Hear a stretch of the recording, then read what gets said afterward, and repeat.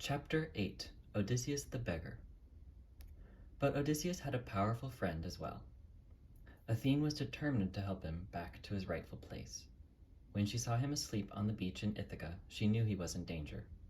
If the suitors found him on his own, they were sure to kill him. She had to keep him away from the palace until he figured out how to defeat them. As a start, she covered the beach with a magic mist. When Odysseus woke up, he didn't recognize the place. He thought the Phaeacians had tricked him and taken him somewhere else. "They've stranded me in a strange country," he muttered angrily, "and stolen all my treasure." But then he looked around and saw the treasure, heaped up under an olive tree. So what had happened? Where was he?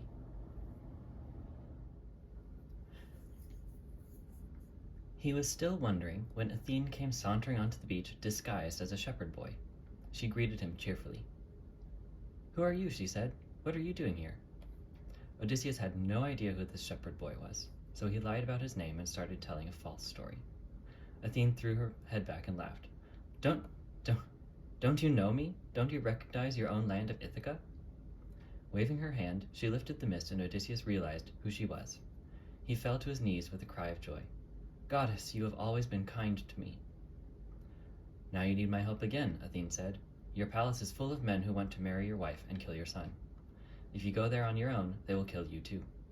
"What should I do?" asked Odysseus. "Go find Eumaeus, your swineherd," Athene said. "He will let you stay in his hut until I bring Telemachus to you. But it's best if Eumaeus doesn't know who you are." So she reached out her stick and touched Odysseus on the shoulder. Immediately, his smooth skin creased into wrinkles. His thick curly hair grew thin and straggled and turned gray. The fine clothes King Alcinous had given him were transformed into beggar's rags.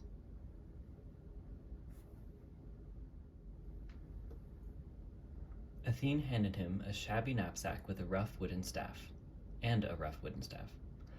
"Off to the swineherd's hut," she said. "Wait there for Telemachus. He is away on a voyage, but I will fetch him home." As she sped off, Odysseus hid his treasure. Then he trudged up the rough track to Eumaeus's hut. The swineherd was sitting outside with his dogs. When they saw Odysseus, they flew at him, barking wildly. And they would have attacked him if Eumaeus hadn't called them off. "You're lucky I was here," he said. "Come into my hut and recover, old man." He gave Odysseus bread to eat while he prepared a meal. "It won't be much," he said ruefully. "All the best pigs go to those greedy suitors in the palace. Now that my master's dead and gone, they spend the whole day feasting there and guzzling his wine." "Is your master really dead?" Odysseus said carefully. "Who was he?" "He's probably a skeleton by now," Eumaeus shook his head sadly. He went off to war in Troy 20 years ago, and he never came back. Oh, my noble master, how I miss him." "Tell me his name," Odysseus said. "I fought in that war too. I might be able to give you some news." I know that kind of news," Eumaeus said bitterly.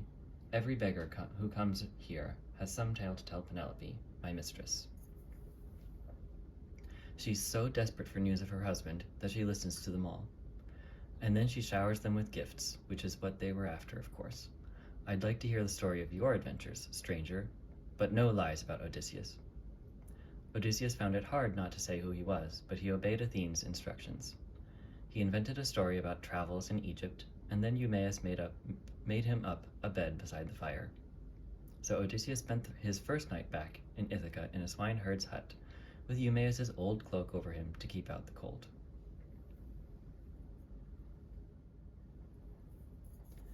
Meanwhile, Athene was speeding toward Sparta to bring Telemachus home. When she arrived there, she appeared to him in a vision. "Why are you still in Sparta, Telemachus?" she said. "You've left your mother unguarded, and your treasures too, and now those evil suitors are plotting to kill you. They're going to ambush your ship as you sail past the island of Asteris." "How can I escape?" said Telemachus. "Don't anchor at Asteris for the night," Athene told him. "Travel on through the dark until you reach Ithaca, but don't stay on your ship while it sails into the harbor. Get your sailors to drop you off before that, at the first headland. Then go straight to Eumaeus's hut. You can trust him." Telemachus was wide awake now and anxious to go home. As soon as it was morning, he said goodbye to Menelaus and Helen, and they sent him on his way with many treasures. He was about to leave when a great eagle came flying across the sky, carrying a fat goose from someone's farmyard. That's a sign from the gods, cried Helen joyfully. As that eagle came down from the mountains and pounced on the fat goose, so Odysseus will return and swoop down on the wicked suitors who are fattening themselves at your palace. May that be true, Telemachus said fervently. He said farewell and set off as fast as he could, ordering his ship to put to sea immediately. Athene gave them a following wind, and they sailed steadily until sunset. As night fell, the island of Asteris came into view, and the sailors looked at Telemachus, expecting orders to land. But Telemachus had not forgotten Athene's warning. We sail on, he told the soldiers. There's no time to rest. Obediently they kept a straight course, and Telemachus stared into the darkness, wondering what fate was in store for him. Would he reach home alive, or would he be caught by the evil suitors?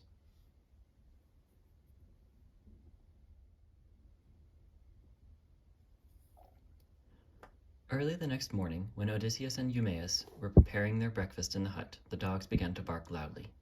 There's someone coming, Odysseus said. Eumaeus went to the door and gave a cry of joy. Telemachus, light of my eyes, you're safe. Come in.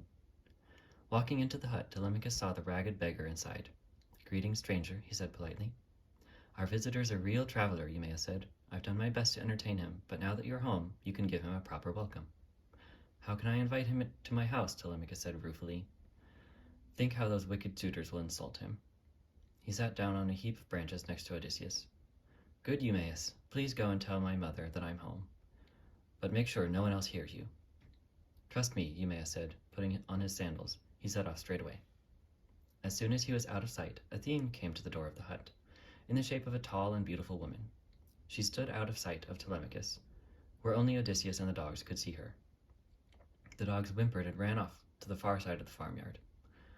Glancing up, Odysseus met Athene's eyes and knew at once who she was. Muttering an excuse to Telemachus, he stood up and slipped out of the hut. Athene led him away from the door. Noble Odysseus, she said, the time has come to tell Telemachus everything. Then the two of you must decide how to get rid of these wicked suitors who are ruining Ithaca. Go back inside and greet your son. She waved her staff.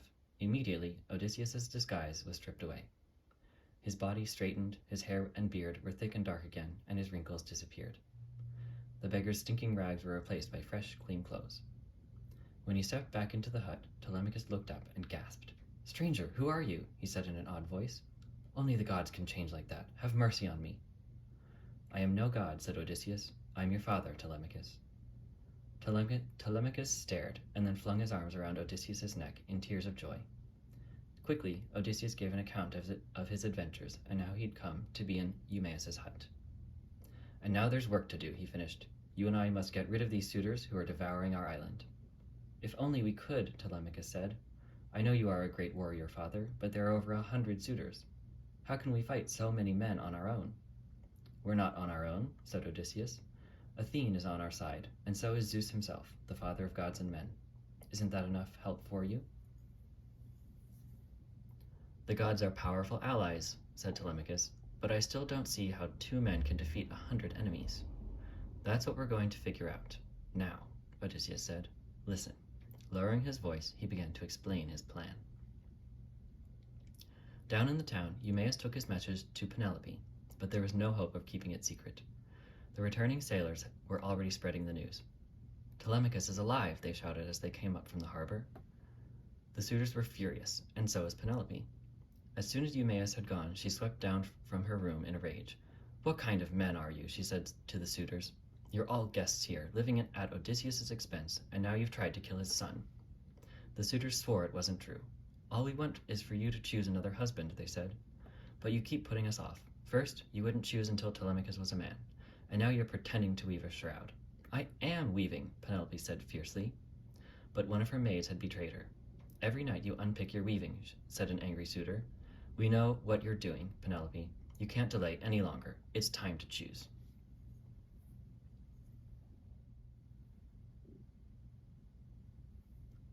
They all clamored at her, until she went back up to her room in tears. Much as she loathed the idea, she had to do what they demanded. She couldn't see any escape from the situation. She didn't know that Odysseus and Telemachus were in the swineherd's hut at that very moment, plotting how to rescue her. By the time Eumaeus returned to the hut, Athene had changed Odysseus back into an old beggar, and the old beggar insisted that he wanted to visit the palace in the morning. Telemachus pretended to be impatient with him. "Well, I'm much too busy to take you in. You'll have to wait until Eumaeus is ready." "That suits me fine," croaked Odysseus. "I'd rather wait until it warms up a little. These frosty mornings are no good for my old bones."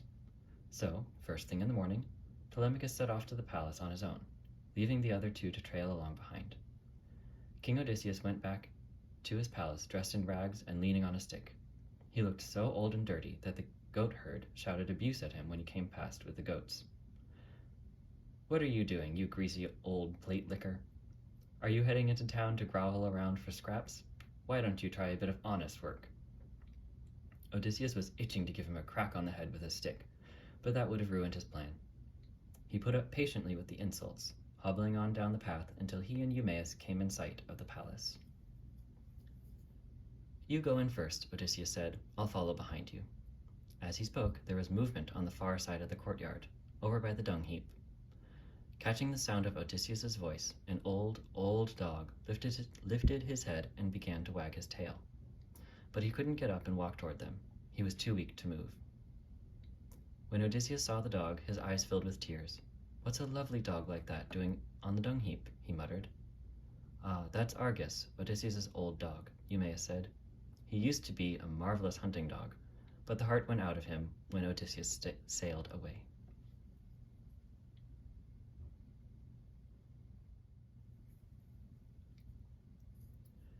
He walked off into the palace, and the old dog lowered his head and slumped back onto the dung heap. Odysseus hurried toward him, but he was too late. The light faded from the old dog's eyes before Odysseus could reach him.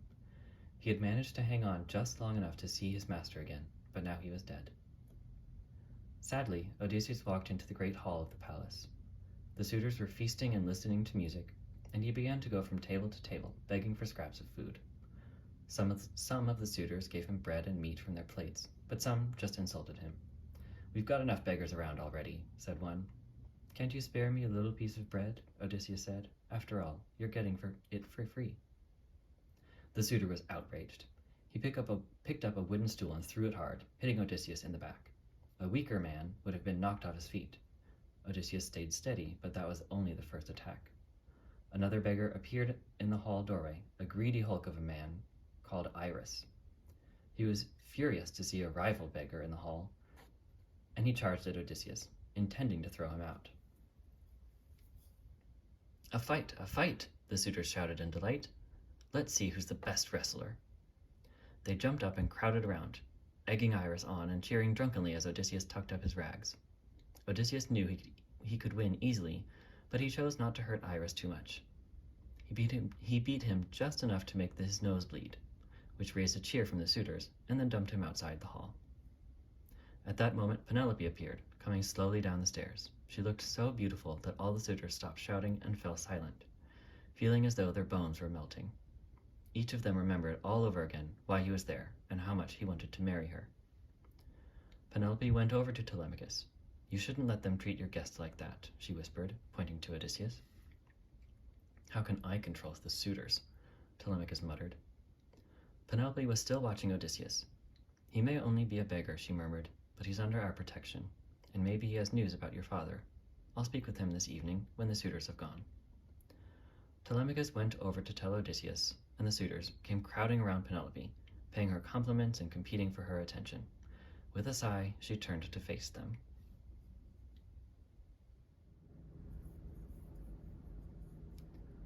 "Don't waste your breath on flattery," she said. "The only praise I valued was from Odysseus.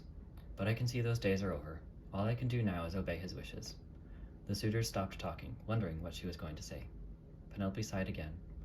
"Before Odysseus went away to Troy, he warned me that he might be killed. He said that if I didn't come back, I should marry again when Telemachus was a man." Now the hall was completely silent. Penelope drew a long breath, steadying her voice. "The time has come," she said. "Tomorrow I shall do as Odysseus wanted, and choose a new husband."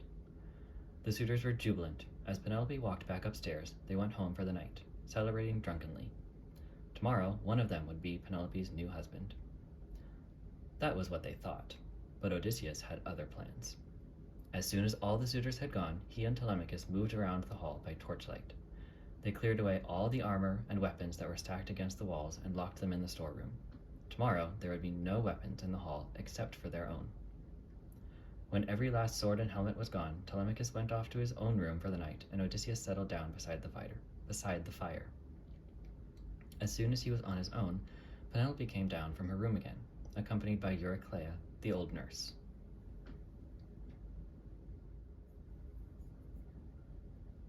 "Sit here with me," she said to Odysseus, "and tell me about your voyages. Have you heard news of my husband on your travels?" Odysseus longed to tell her who he was, but he had to get rid of the suitors first. So, to comfort her, he made up a tale about meeting Odysseus in Crete. "And he's on his way home now," he finished. "Before the month is over, he will be here with you, I swear it." "If only I could believe that," Penelope sighed, "but I've promised to choose a new husband tomorrow. I'm going to challenge the suitors to string Odysseus's great bow.